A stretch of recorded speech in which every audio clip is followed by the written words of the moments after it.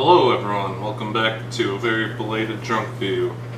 A little bit ago we watched The Bikeriders, a movie about guys on motorcycles. Connor, what is the plot of The Bikeriders? The Bikeriders is a movie about guys on motorcycles.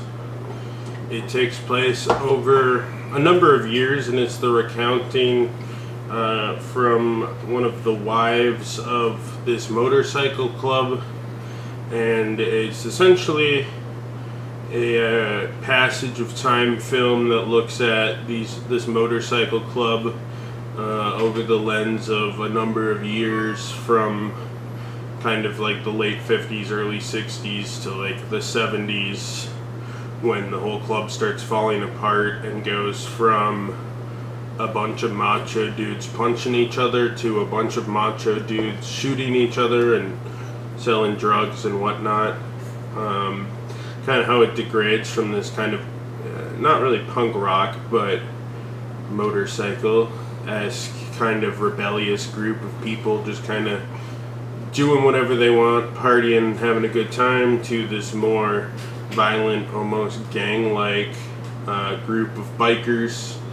The main characters we kind of follow throughout are Austin Butler's character, who is a younger, kind of end of the older generation of bikers, who is kind of in an awkward spot in the transition between the kind of new, more wild guard and these sort of older, truckers, blue collar type guys who just kind of got into biking for one reason or another and still have wives and families and kind of do what they do.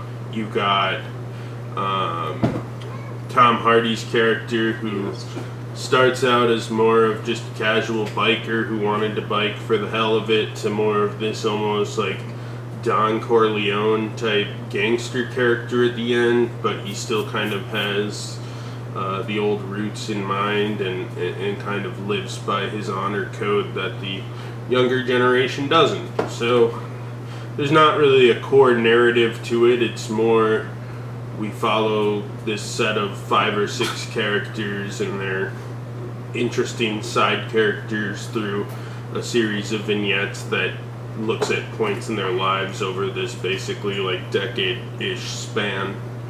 And so Aiden, what did you think of The Bikeriders? I really liked The Bikeriders. It's a weird movie. The whole thing is silly. All the biker characters, Tom Hardy and Austin Butler, and their miscellaneous friends, are a bunch of dopey Midwestern guys who take their stupid motorcycle club too seriously. And what it amounts to is they ride their motorcycles for like an hour a day and then get drunk at their private bar and punch each other. And they talk all serious about it. And they're like, I can never leave this lifestyle. You can't make me. It's really fucking strange and funny and pathetic and weird and interesting. And we get introduced to all sorts of side characters. The cast is very stacked. Norman Reedus plays a guy from California who's important in 2 scenes, and then he just becomes a background character. Yep. Michael Shannon plays a weird, like, Yugoslavian guy. Michael Shannon was too scared to film any scenes on the motorcycle, so he doesn't ever ride the motorcycle. He just has weird scenes where he's drunk and Russian, and says, I really hate those pinkos that go to college and make us honest folk look bad. Right. And that's the movie. That's the movie. For like the first 2 acts are just bored Midwesterners pretending to be badasses because Tom Hardy saw a Marlon Brando movie and thought, damn, that's cool. I'm gonna do that in real life.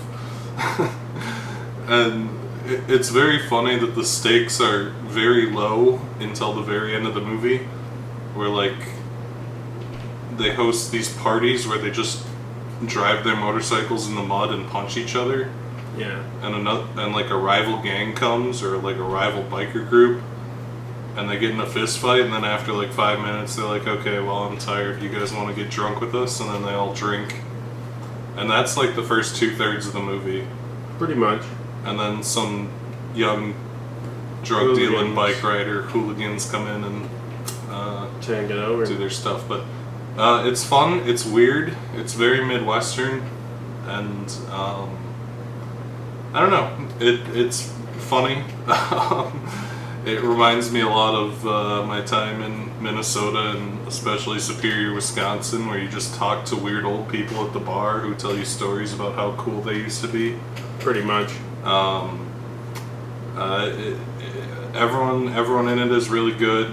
I like the framing device of the younger bike rider who left for college coming back to interview all his friends about their lives.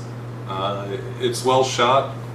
It's very much a boomer movie.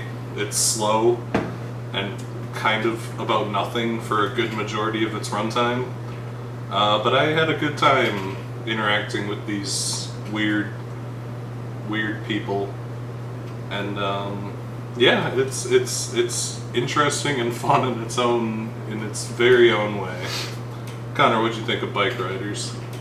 I thought it was good. It definitely had the attitude of those like 70s like biker movies, but perhaps looked upon with a lens of modern nihilism, where there's more like these guys they're kind of cool, I guess, but they're also sort of just weird and pathetic at the same time.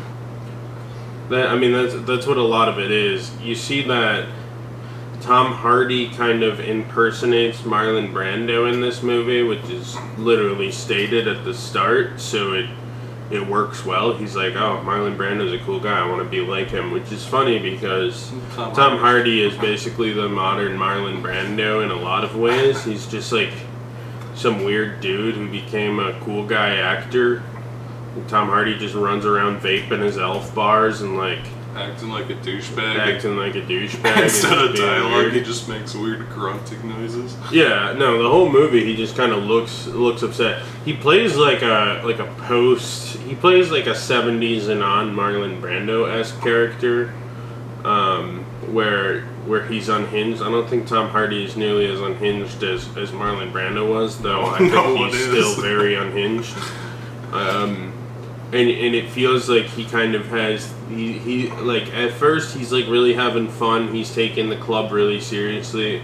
There's like these almost childlike rules where they're like, okay, fists or knives, like some badass thing, and everyone just picks fists and they beat each other up and then get drunk. And a lot of the times the reason they fight is of no consequence. Like at one point, he fights one of his like just some random dude in the biker gang, because the guy wants to open a Milwaukee chapter, and Tom Hardy was unsure about it. And then they beat the shit out of each other, and then he wins the fight and says, actually, that was a pretty good idea, so we're going to do it, but I wanted to be the one to come up with it. It's just kind of like macho, testosterone, pointless fucking, pointless squabbles between them, and then eventually it becomes slightly more gang-like. They feel a little like up their own asses to the point where like at one point Austin Butler gets beat up pretty bad by some guys and gets his foot fucked up, so the gang like burns down the bar, and I think this is when you start to kind of attract these like younger, more unhinged guys. There's one kid we kind of half follow who isn't in the gang, and he really wants to join the gang and looks up to Tom Hardy, and then Tom Hardy turns him down, and he's just like some asshole kid from an abusive household. So then he becomes like a drug dealer and moves off to join the Milwaukee chapter that Tom Hardy didn't want to start in the first place. Yep. And it turns out the Milwaukee chapter became a little more gang-like. They started being a little more openly bad than the original chapter, which is just a bunch of boomers that are running around biking and being bored and drinking and thinking they're cool. And yeah, no, so the movie kind of takes a turn. There's definitely a level of the motorcycle gang like gaining power and taking themselves a little too seriously, starting as basically just a bunch of dudes drinking on motorcycles to them kind of trying to reach above their punch above their weight a little bit and stuff, and it's really kind of interesting to watch kind of the almost cult-like nature of this motorcycle club. And it's interesting that there isn't really like a charismatic leader. Like Tom Hardy just wanted to have a drinking club, but eventually everybody just talks each other up about being so cool that eventually they go too far in a few places, and it ends up fucking up the whole thing. So it's a really interesting story told through an interesting lens. For the first act, I didn't know if I liked the kind of back and forth lady telling the story lens. I was like, okay, we've kind of been there, done this a few times, but I think they made it work pretty well. The movie's probably just gonna, if it's not already, we'll get some sort of limited Blu-ray, print-on-demand release and VOD release, and probably end up on Tubi or Amazon Prime or some shit. It's just it was a fucking Cannes or Sundance movie, I can't remember, from a couple of years ago, and it's pretty much just stayed kind of under the radar, and then kind of got dropped unceremoniously 9 months after its debut, and probably not in theaters anymore, but it's good. Yeah. Figure out a way to watch it. It's gonna be a weird one to find. I could see kind of gaining a cult audience or being quickly forgotten about, depending how the waves ride. But at least it has Tom Hardy and Austin Butler, who people like, Michael Shannon. So there's some names in there to kind of Norman Reedus. Yeah, just a bunch of people who kind of had a passion for this topic or something, because I can't imagine they got paid as much as being Venom or Elvis or whatever the fuck else. This isn't probably a paycheck. These are just a bunch of dudes that are passionate about the 60s and 70s biking culture, and they made a movie about it and how weird it is.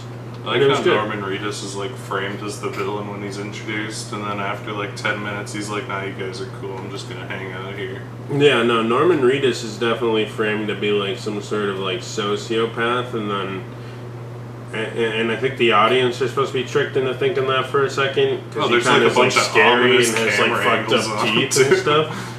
But then he keeps getting ominous camera angles. Well, you think this is gonna be some serious thing that'll be a peril to the biking world, but then it just turns out he's just some fucking guy, and he's yeah, I was sent by my old fucking biker gang because they were mad that one of our guys left to join you guys when he moved to Chicago from California, but I'm just some homeless dude with a bike, so I guess I'll hang out with you guys for a while. And he's just there for the rest of the movie, and presumed passage of time of a handful of years, so he just joined up. But yes, no, they definitely bring him in he's gonna be some crazy serial killer causing problems, but no, he's just some other washed up old guy from another biker club who decided he'd hang out with these guys for a while because it was fun. Yeah. And that's the movie. I mean, it's it's a good time. I thought it was one of the better movies this year, and it was just a enjoyable, fun ride. So Hayden, would you recommend the Bikeriders? Yep, I loved the Bikeriders. It's very strange. It's very weird. Maybe I have a bit of a personal attachment to it as a weird Midwesterner. Yeah. But I really enjoyed it for how weird and stupid and silly it is.